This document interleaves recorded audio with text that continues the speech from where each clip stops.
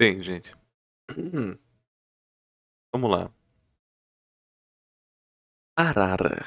Mas a arara, ela é de fácil, né? Eu não acho que eu precise ficar botando uma arara aqui pra representação.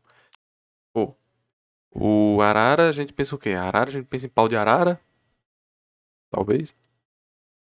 A gente pensa em o bicho arara e pensa nos maias, né? Porque os maias usavam muito a arara. Os maias gostavam bastante de arara. Putz.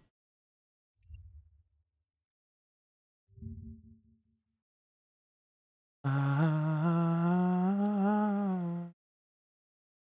ah, ah.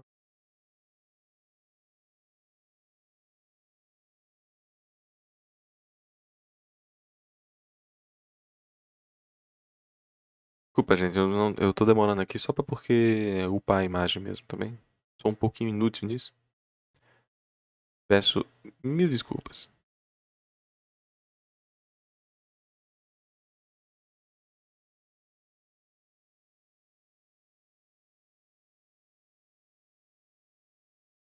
Cadê a ararazinha? Tá aqui.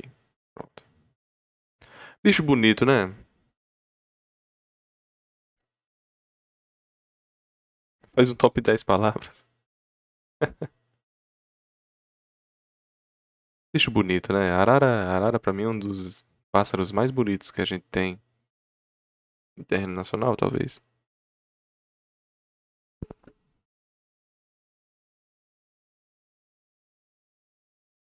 Eu penso arara ao contrário é arara, né?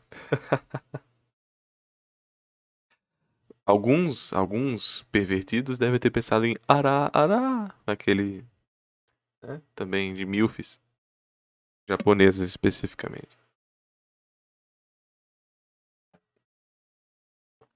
Mas cadê esse pervertido? Não tá aqui nessa live, né? Então a gente tem um arara de trás pra frente, é arara. A gente tem um pervertido. A gente tem o bicho arara, a gente tem o arara maia. A gente tem o pau de arara. E cadê o araraquara? Alguém de Araraquara aí?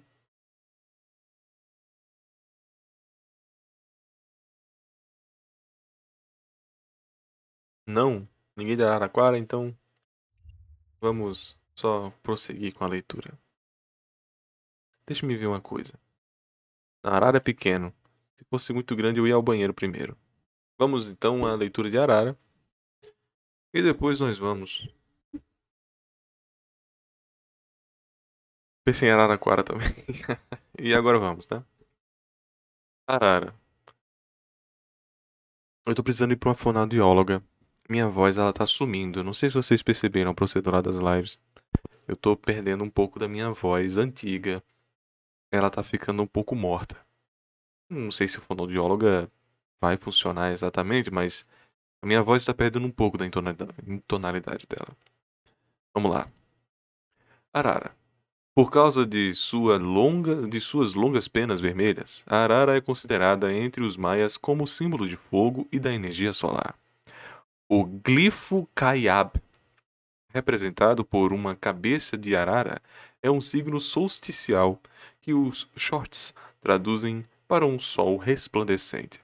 No pátio do terreno do jogo da Petra de Copan, Honduras, 6 estátuas de arara enfileiradas, três em direção ao oriente e três em direção ao ocidente, marcam a posição astronômica dos 6 sóis cósmicos que, com um do meio figurado pela bola, representam o Setenvirato. Setenvirato.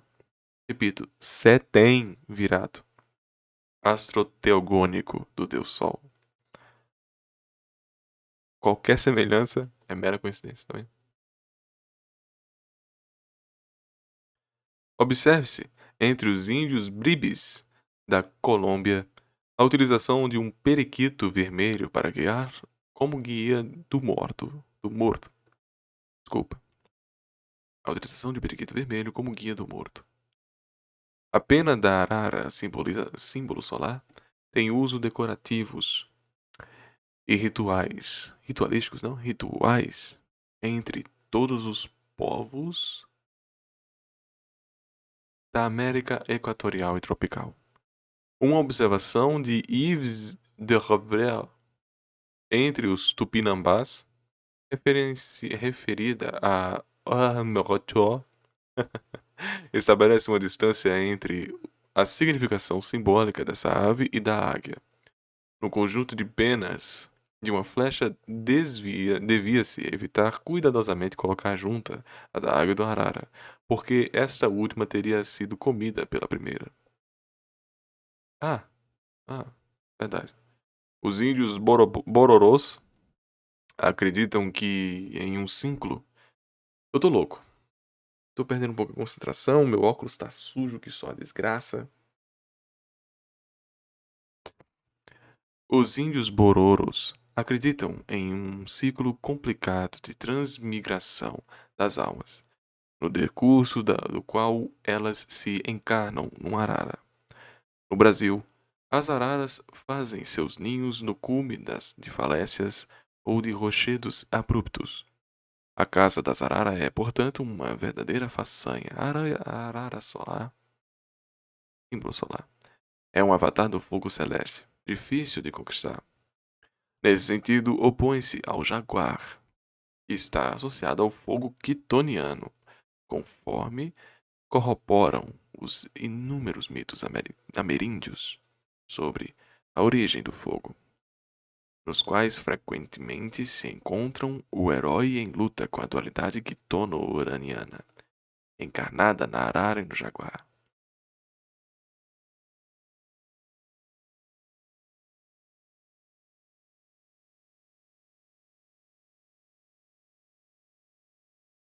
Araras no cume constrói ninhos, cara, não tem, that's it. Ararazinha, bonita, linda. Mas eu de fato não tinha relacionado fogo uraniano. É uma separação que nós estamos usando há bastante tempo, se vocês não estão familiarizados. Uraniano é porque é uma força dos céus celeste e quitoniano é uma das forças das terras.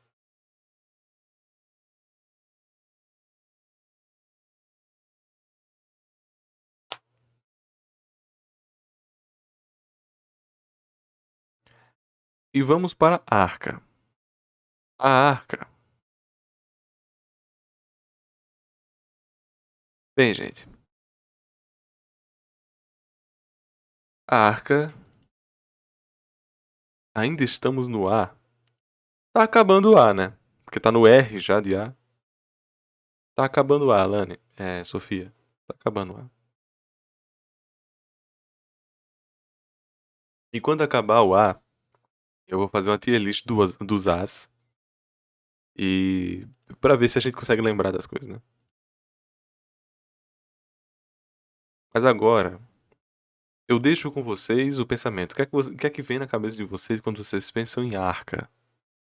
Obviamente a arca de Noé, né? Mas pensem em outras coisas além da arca de Noé. Eu vou ao banheiro. Com licença.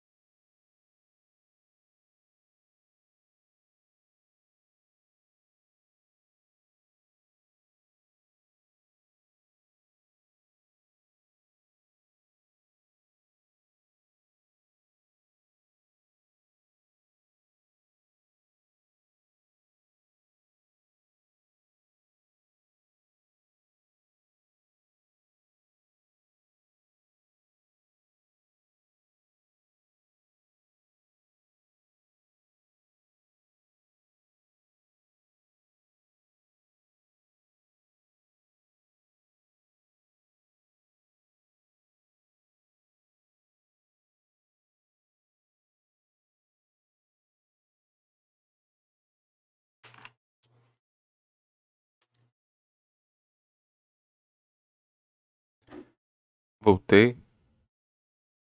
Interessante. Interessante você dizer arcaico, né? Arcaico, etimologia. É regido pelos gregos arcaicos, cuja formação se baseia em arche, que é princípio, origem, associado ao verbo archein, começar, e construindo também em segunda categoria, expondo da ideia de liberar, encabeçar. O sufixo ico para moldar adjetivos de uma palavra. Então, o sentido arcaico é de fato valor principial, originário. E arca, claramente, é também um nome objetificado com o tempo, né? A gente, quando pensa em arca, a gente já pensa numa barca.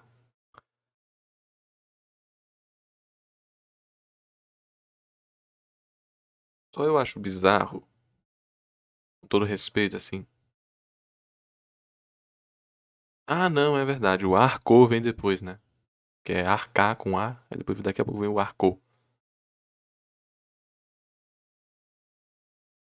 Bem, gente, em resumo, uma arca vai nos lembrar da barca que carrega as coisas, mas a arca tem nome principal o valor de princípio, de origem, nome grego.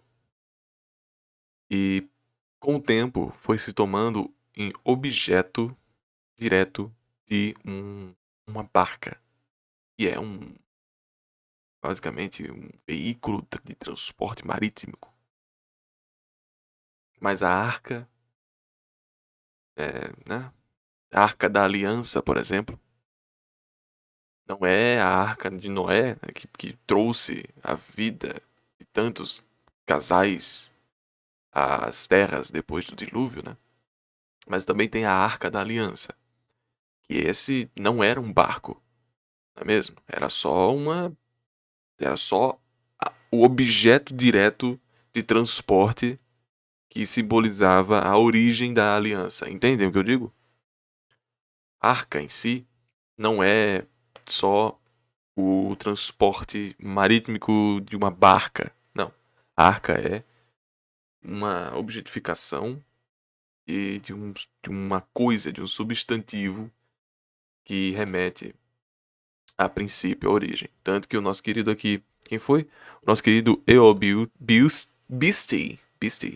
Eobisti comentou de arcaico, que arcaico também remete. Ah, isso aqui é muito arcaico, porque isso aqui é dos princípios. É pioneiro, originário.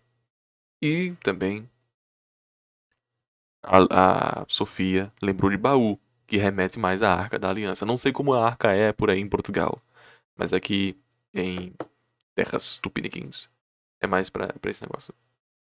Também é um baú. Então, como eu disse, a Arca da Aliança é mais um baú, né? Bom dia, Zeppelin. No fim é isso, né? E também tem arcar como verbo. Tem que arcar com isso. Mas aí eu acho que não tem do mesmo princípio, né? Deve ser. Arcar já tem um segundo sinônimo que foi dito pelos gregos, que a gente comentou aqui etimologicamente, que é de encabeçar.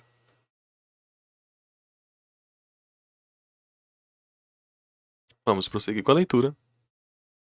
O símbolo da arca e o da navegação, tá vendo? Em geral, comporta diversos aspectos interligados em seu conjunto. Dentre eles, o mais conhecido é o da Arca de Noé, a navegar sobre as águas do dilúvio, contendo todos os elementos necessários à restauração cíclica. Só eu acho estranho a Arca de Noé ser mais reconhecida que a Arca da Aliança. A Arca da Aliança, ela não é. A Arca da Aliança é pagã? Por exemplo, a Arca da Aliança não pode? Ela é o quê? Ela não é um presente canônico? Não sei, tá, gente? Eu juro.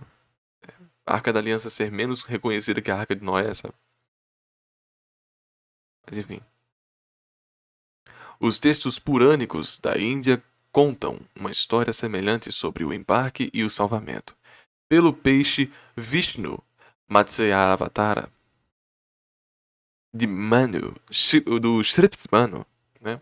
Script é tipo manuscrito, tá? O legislador, eu sei script, mas não consigo falar legislador, né? Legislador do ciclo vigente e dos Vedas, que são o germe da manifestação cíclica. De fato, a arca está pousada na superfície das águas, tal como o ovo no mundo, como o primeiro germe vivificante. Escreve São Martinho. O mesmo símbolo do germe, da tradição não desenvolvida, mas destinada a sê-lo no ciclo futuro, é também encontrado a propósito de búzio, bivalve e da letra árabe Nam.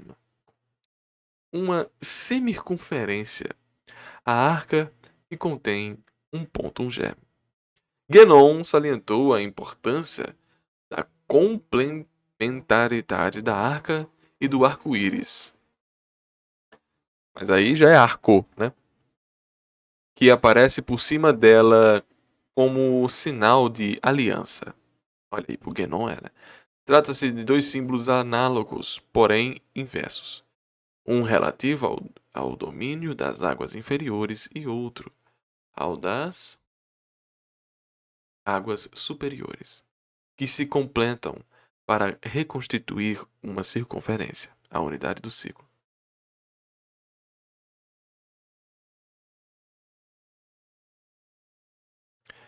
E a arca do seu coração, cara, pô. E a arca dos amigos que nós fazemos durante o caminho. Acho que o negócio é do Noé. É a quantidade de narrativa parecida e polêmica em volta aqui. A popularização em si, né? Do conto vem pela discussão dele. Pode ser.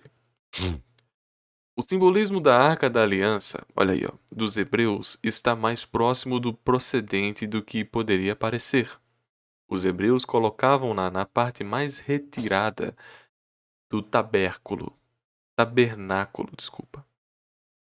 Continha as duas tábuas da lei, a vara e o Araão, o vaso cheio de maná que servirá de alimento para o povo israelita no deserto. Era a garantia da proteção divina e os hebreus costumavam levá-la em sua expedição militar.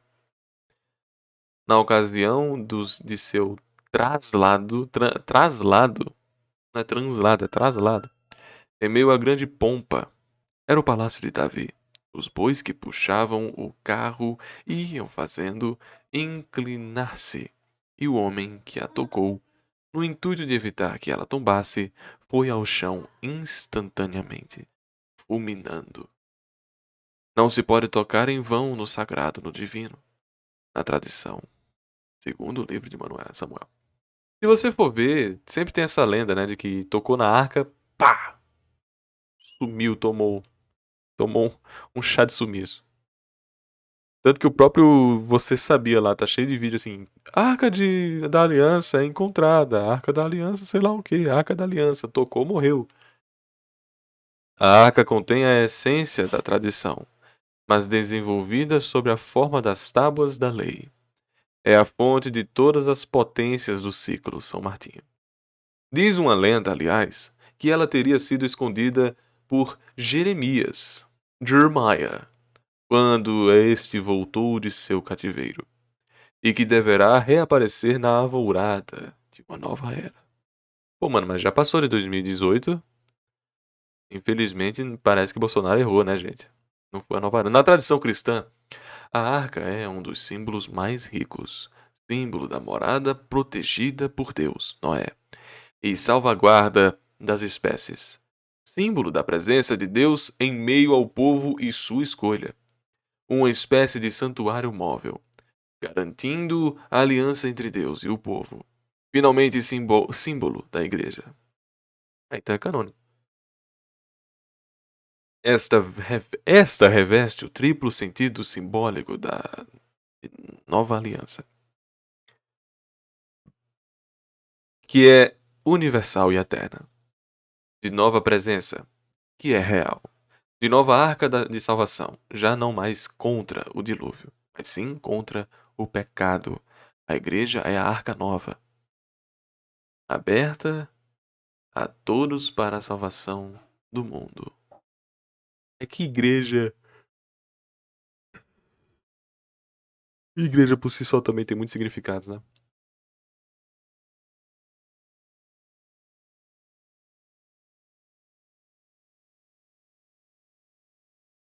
Saudades de 2018, bons tempos, né? Bons tempos quando o Palmeiras e o Flamengo tinham só uma Libertadores. A Arca de Noé é o tempo de numerosas especulações, especialmente na tradição rabínica. Seu formato de pirâmide tem o sentido de fogo. Piramidal?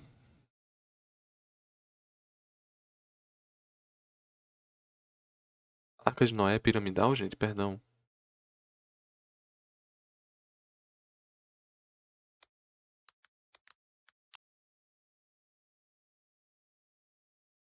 Não lembro dela ser piramidal.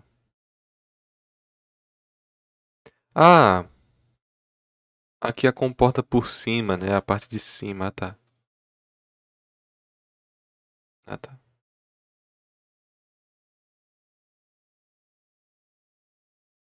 A Arca de Noé, né, seu formato de pirâmide tem o sentido de fogo, de chama.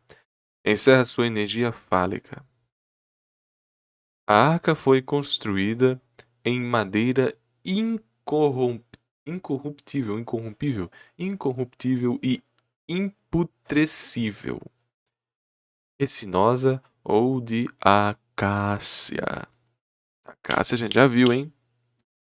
Há uma estreita relação entre as dimensões que Jeová determinou a Noé para a construção da arca, por ocasião do dilúvio, e as que foram dadas a Moisés para que fizesse a arca da aliança.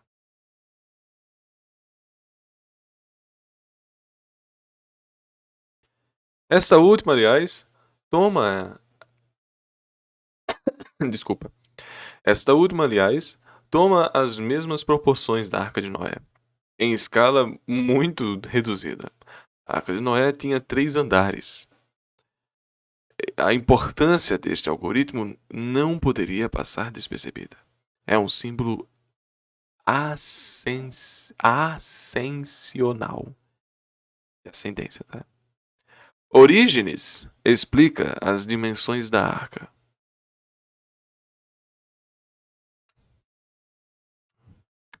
Comenta seu comprimento de 300 côvados. Medida corresponde a 666 cm. 66 vezes 300, cara, meu Deus. Muita coisa, mano. É 666. 666 é outra história, né? 660 mais 600, dá uns 20 mil. Dá uns 20 mil. 2 mil. 2 mil, aí você corta, fica 20 metros, 200 metros. Que exprime a seu tempo o número 100 e o número 3. O primeiro significa a plenitude, a unidade. O segundo, a trindade, a largura de 50 côvados. É interpretada como símbolo da redenção. Quanto ao topo, simboliza o algoritmo 1 e se refere à unidade de Deus.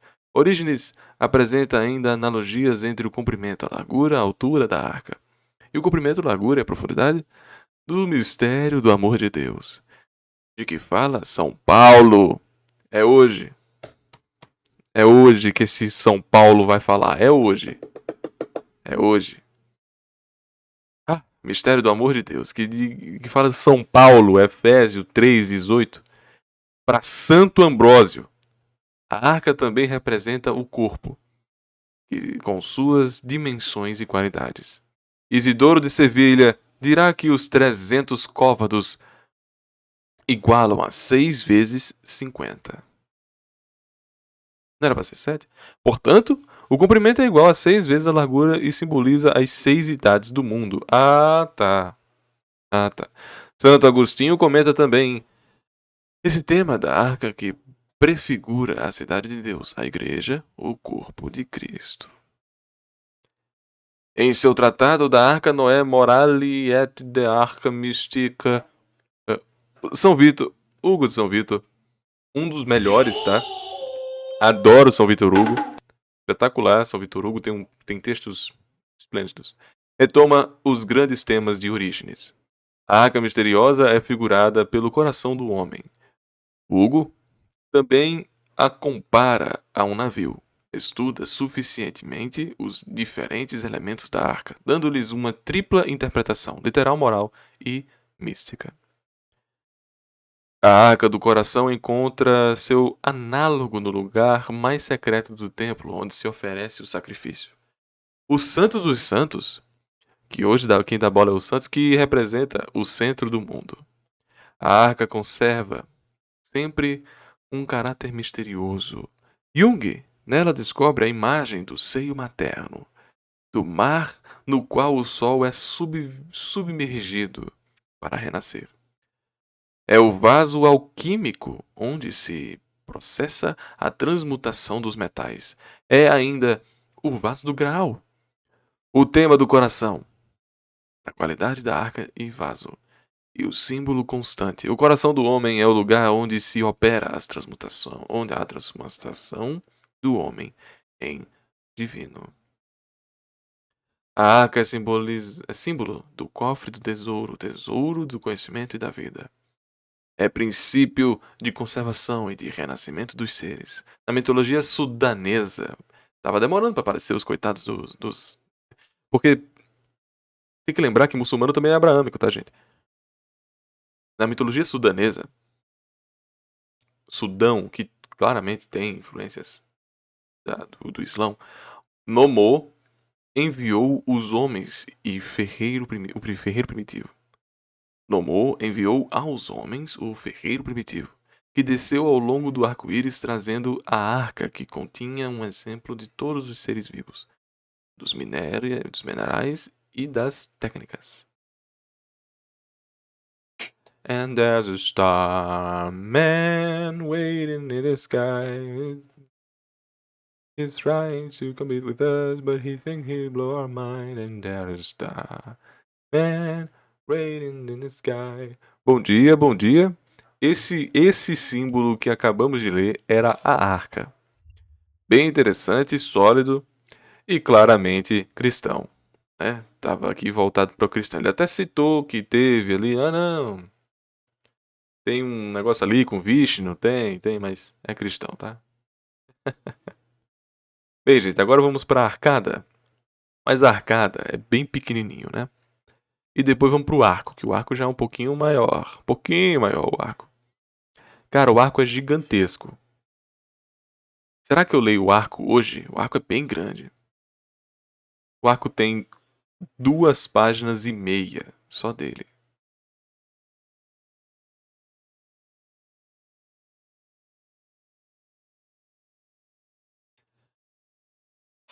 O arco tem 2 páginas dele. Amanhã. Tamo aqui já. Amanhã não é feriado, desgraçado. Amanhã é feriado, pô. É porque vai bater 11 horas também, né? Tem que lembrar disso.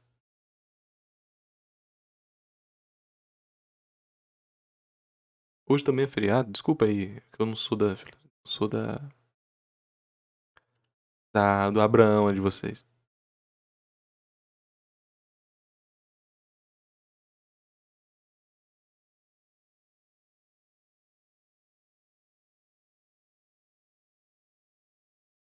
Cara, eu tô vendo aqui por cima. Eu tô vendo aqui por cima e arco é super budista, tá? Pô, arco aqui tá muito védico, nástico, Shramani. Arco tá bem Shramani. Tô vendo aqui, ó, tá? Só pelos nomes aqui, Arjuna, Buda, Indra, Vajra, Shiva, Parvati. Tá bem grande. Será que eu faço isso aqui? Ó, eu nunca fiz isso, hein? O arco claramente também tem muito a ver com os helênicos, né? Claramente. Acho que eu nunca fiz isso, hein? Eu vou fazer isso pela primeira vez. Se vocês me permitem, sabendo que amanhã vai ter, né? Isso não vai machucar ninguém. O corte também não vai ser prejudicado, eu acho. Mas eu vou fazer essa loucura. Vou fazer essa loucura sim. E quem não concordar pode se retirar, tá bem? Caraca, o cara é seco, né? Eu vou deixar. Falando aqui diretamente pra vocês. Eu vou deixar arco e arco-íris pra amanhã. E hoje eu irei ler areia. Ou seja, nós iremos pular dois e ir para um próximo que tem uma duração menor. Para que amanhã nós tenhamos a oportunidade de ler arco, arco-íris e Ares. E depois prossegue de maneira natural.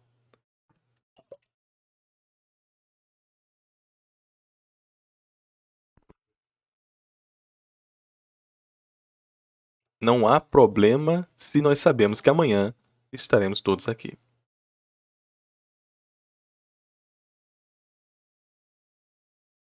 Ares, o injustiçado. Já pode protestar? Vamos lá, vamos lá. Areia. O que vocês pensam? Vamos lá, gente. O que vocês assimilam quando eu falo areia? Valendo. Qual é a primeira imagem que vem a vocês quando vocês pensam em areia? Eu já vou dizendo o meu. Vem uma ampulheta. Quando eu penso em areia, eu penso em ampulheta.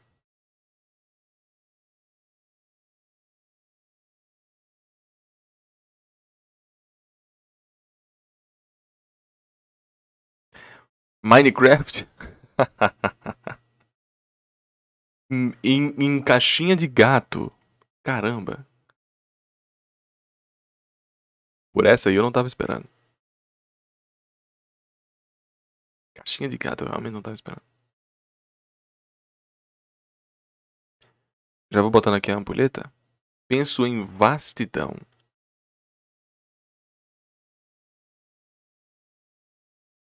Penso em Bin Laden.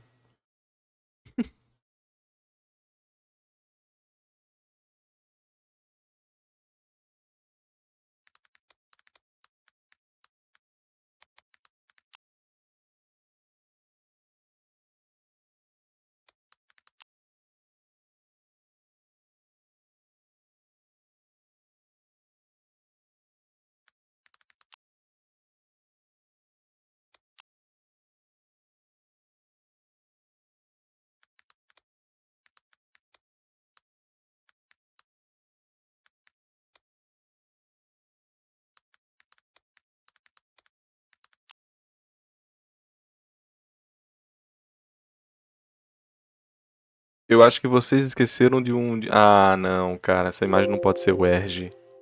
Essa imagem não pode ser o Erge, cara. Eu não aceito isso. Eu vou tirar print e vou salvar no computador, cara. Eu não posso.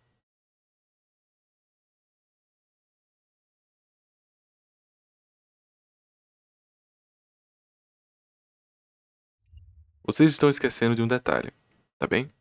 Calor. Eu penso naquele filme do Shyamalan.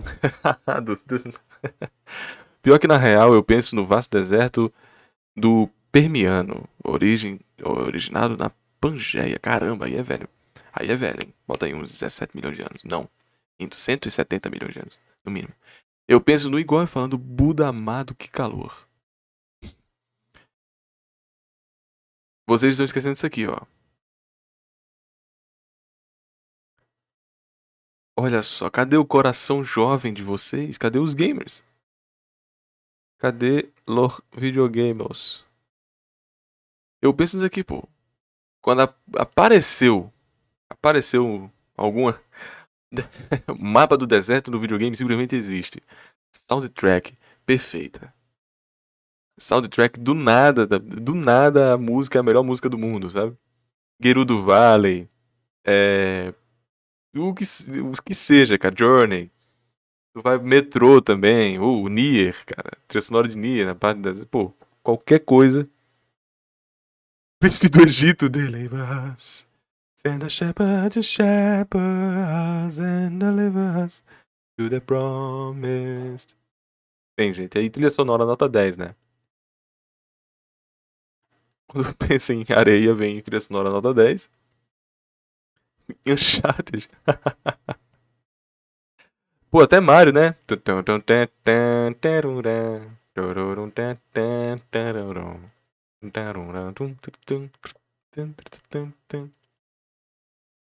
Castelo de Areia.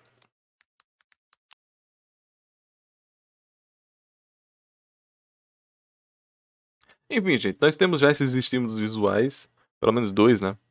Um se diz remete à ampulheta e o outro se diz remeter às trilhas sonoras, que a gente sabe que a música é essencial para esse mundo, né? Miragem, areia, deserto e areia. Eu penso em areia do tempo, muitas das vezes, mas eu também acho que areia tem um valor muito fundamental para todas as religiões, assim, se a gente for usar em valor simbólico por causa desse negócio do tempo, mas também porque, desculpa, mas porque também é uma sensação de vastidão, né? Geralmente é uma provação, geralmente é um espaço liminal. Espaço liminal geralmente é adotado para construções humanas que estão, né, esse limiar de fabricação em que o humano tentou emular um sentido divino, que é a elaboração de um espaço sem a interferência de ninguém além dele. Mas temos que lembrar em épocas onde não tinha esses elementos algébricos em exercício dos engenheiros da vida, quem tinha o dom, quem era domado como espaço liminal, eram regiões de vasto vazio. E algumas das vezes era dito como areia. Tanto que nos caminhares, né, na diáspora de 40 anos para os judeus chegarem em Jerusalém, né, foi tudo na base da andar no meio do deserto. Príncipe do Egito, essa coisa. E Jesus foi tentado pelo capeta, aonde? No deserto, sabe? Então existe uma conexão liminal. Para quem não sabe, liminal é um valor pré-pós-ritualístico, né? Você está no meio, né? No anteâmbulo de um valor ritualístico. Muitas coisas acontecem no deserto. Pois é, o deserto, vale dizer, não é só deserto, não é só areia. Tanto que o maior deserto do mundo está na Antártica, que lá é gelo. É puramente de gelo e raspadinha com os seus flocos de neve, né?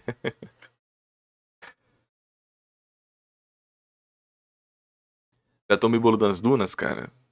Pô, mano. Aí não, aí ainda tenho que ver isso aí, né? Mas enfim. O símbolo da areia. Areia. O símbolo da areia vem da quantidade de seus grãos. Os séculos passados, ensina o Buda, são ainda mais numerosos do que os grãos de areia que há entre o nascer e a foz dos Ganges. Namiuta Nikaya. Samyuta Nikaya. Eu falei Naniuta, né? Samyuta. A mesma ideia se encontra em Josué. Partiram tendo com eles todos os seus exércitos. Um povo numeroso como a areia do mar. A constituição ritual dos montes de areia no Kampuchaya, Camboja, substituto manifestos da montanha central, também está ligado aos símbolos de quantidade, o número de grãos de areia e o número de pecados dos quais nos desfazemos, dos anos de vida que solicitamos. Olha que bonito. Os punhados de areia jogados durante certas cerimônias shintoístas representam a chuva, o que é ainda uma forma de simbolismo da abundância em circunstâncias especiais. A areia pode também substituir a água nas abluções rituais do islamismo. Ela é purificadora, líquida como a água, abrasiva como o fogo. Ah, então a areia seria o líquido do fogo. Que interessante. Interessante, que interessante. Cara, eu não tinha pensado nisso. O líquido do fogo é areia, cara. Massa. Pô, alguns vão pensar até que é magma, né? Pô, mas a gente tem que lembrar que fogo não é um elemento em si, né? Fogo é um estágio. O magma, que é pedra, tá ligado? Areia seria abrasiva como o fogo e líquida como a água, né? Nos mares de areia. Pô, eu não tinha pensado nisso, cara. Fácil de ser penetrada e plástica. A areia abraça as formas que a ela se moldam. Sob este aspecto, é um símbolo de matriz, de útero. O prazer que se experimenta ao andar na areia, deitar-se sobre ela, afundar-se em sua massa fofa, manifesta nas praias.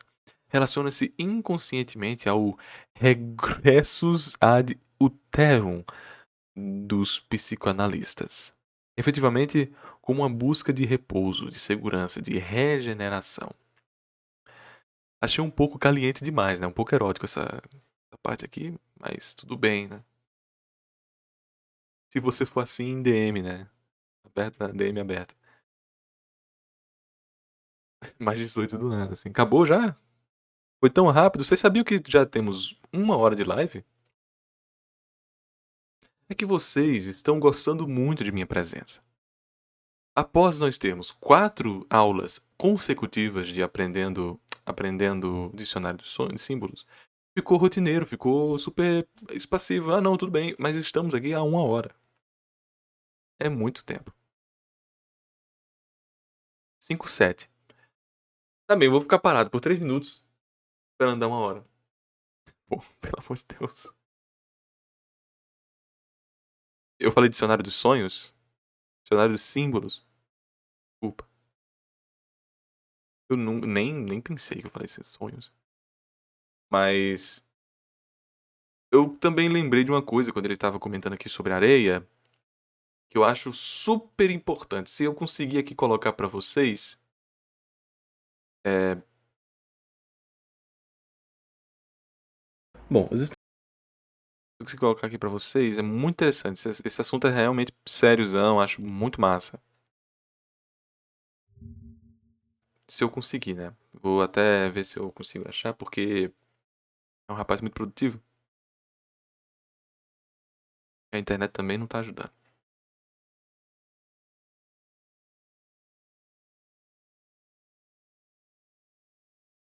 Aqui. Então, um paradoxo. Eu vou trocar. E como ainda é eu aprendendo, eu vou deixar ainda nessa formação aqui, eu acho.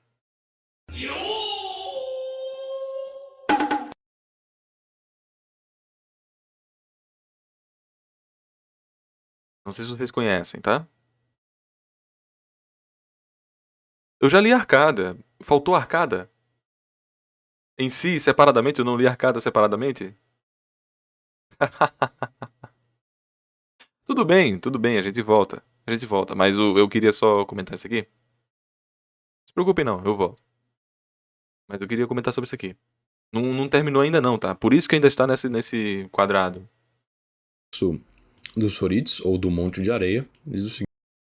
Então, um paradoxo dos Horites, ou do Monte de Areia, diz o seguinte. Um único grão não é um monte.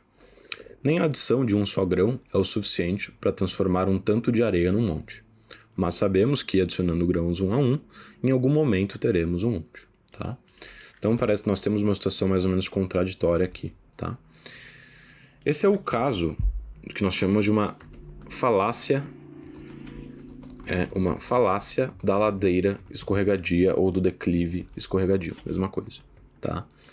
A falácia da ladeira escorregadia, ela costuma se aproveitar, primeiro, de uma demarcação vaga ou arbitrária de uma certa categoria e da aparente insignificância de uma certa quantidade para alcançar essa categoria mesmo. Por que nós temos essa situação? Monte de areia é uma categoria de demarcação vaga. Como assim? O que eu quero dizer com isso? Então, nunca está claro quantos grãos de areia são suficientes para algo ser considerado um monte de areia e não apenas, sei lá, vários grãos de areia reunidos, amontoados, tá? Então, para ser considerado um montinho de areia, precisa ter uma certa quantidade. Mas que quantidade é essa? Essa demarcação não é clara. Ela não é bem estabelecida, é uma demarcação vaga. Não é? Não há um consenso sobre a partir de quantos grãos essa coisa já pode ser considerada um monte de areia. Né? E não há uma diferença qualitativa também, né, entre um amontoado de areia e um monte de areia. Não há uma diferença qualitativa. Não são coisas qualitativamente diferentes. É só uma diferença quantitativa. Um vai ter mais grãos e o outro vai ter menos. É só isso. A única diferença.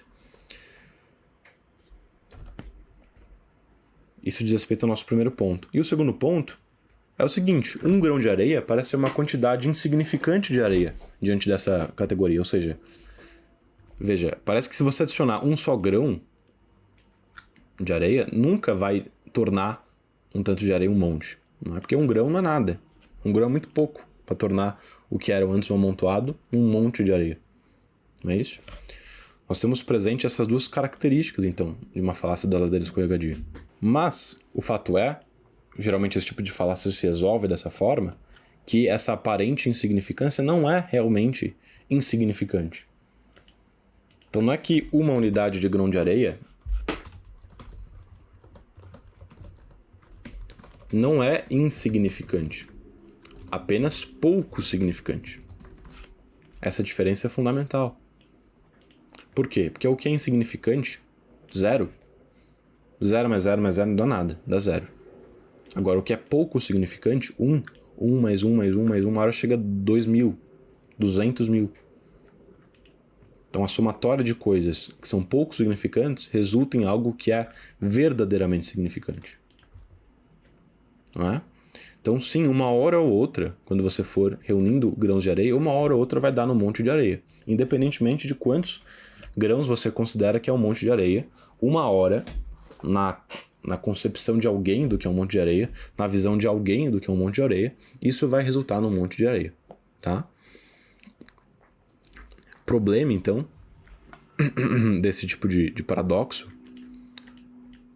está nessa afirmação aqui, de que a adição de um só grão não é suficiente para transformar um tanto de areia num monte.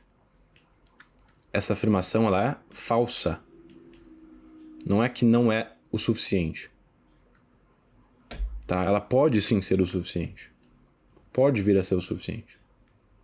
Né? Essa aqui seria a premissa que afirma a insignificância de um só grão de areia.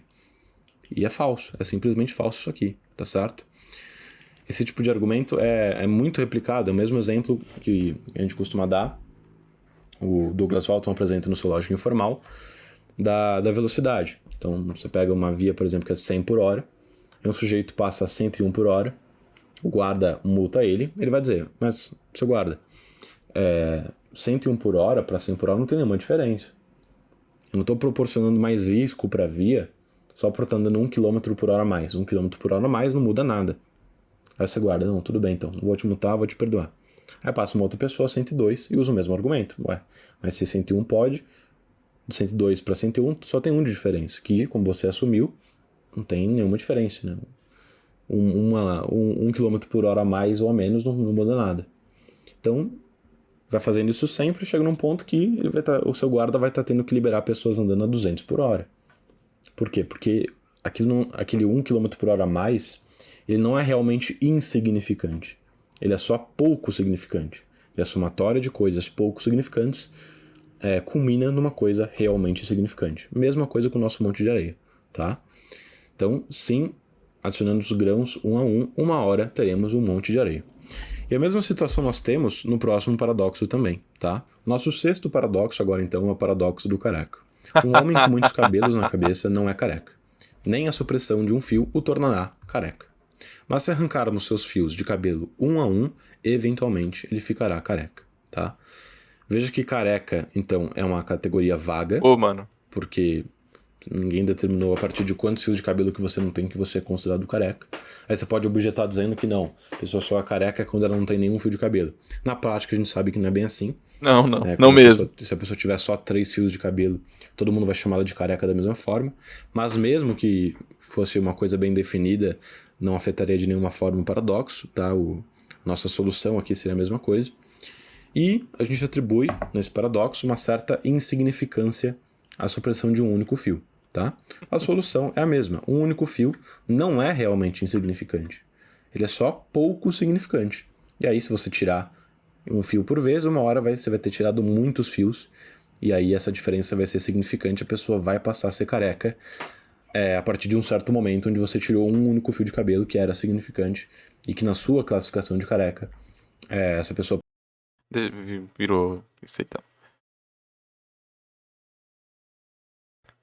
Deixa eu mudar agora de novo.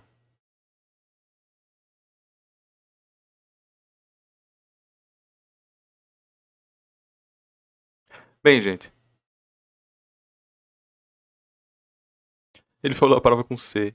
Bem, gente, depois dessa aula aí que ele deu sobre carecas, é só um comentário que eu queria fazer sobre esse paradoxo que, de fato, remete muito a essas filosofias ambas comentadas aqui. O Josué eu realmente não tenho tanto a dizer, mas a cambojonesa e a própria dita por Buda, aquela coisa de que pode parecer imensurável e incomensurável, mas a gente tem que sempre lembrar que é um grão por vez, né?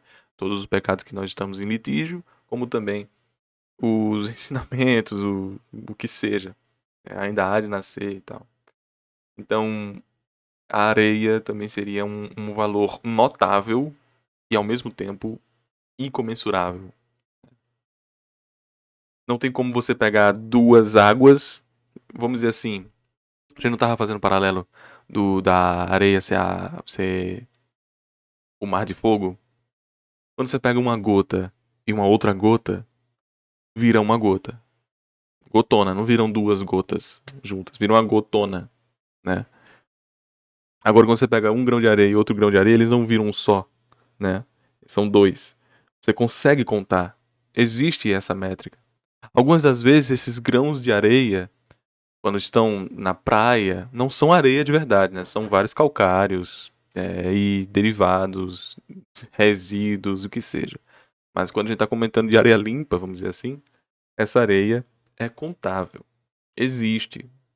Só é pouco significante ou às vezes imperceptível em uma análise mais bruta e superficial.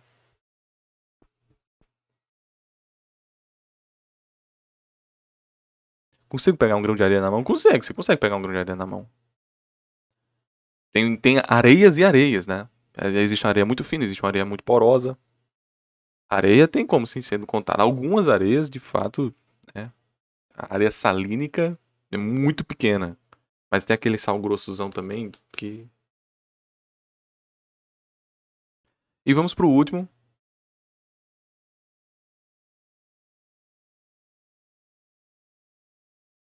Vamos pro último de hoje. Que fizemos essa brincadeira aqui, né? Eu acho que eu... Ah, não. Tá certo. Tá certo. Que vai ser o Arcada. E é melhor assim a leitura, porque aí eu terminei em Arcada e sei, né, onde tô e tal. Quando amanhã vier. Arcada está ligada à dupla simbólica do quadrado e o círculo, reunidos assim como um nicho, os volumes do cubo e da taça. A arcada é uma vitória sobre a mesquinhez carnal. Eu acho que o mais importante aqui é saber se eu vou perder, né? Vamos ver se eles vão aparecer com alguma palavra muito mirabolante. A arcada, que eleva nos braços erguidos sua coroa de pedra, proclama a vitória durante o esforço anagônico. Não, não pode ser, cara. Não pode ser. Não pode ser.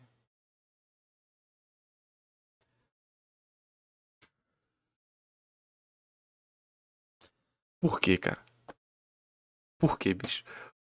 Por quê, cara?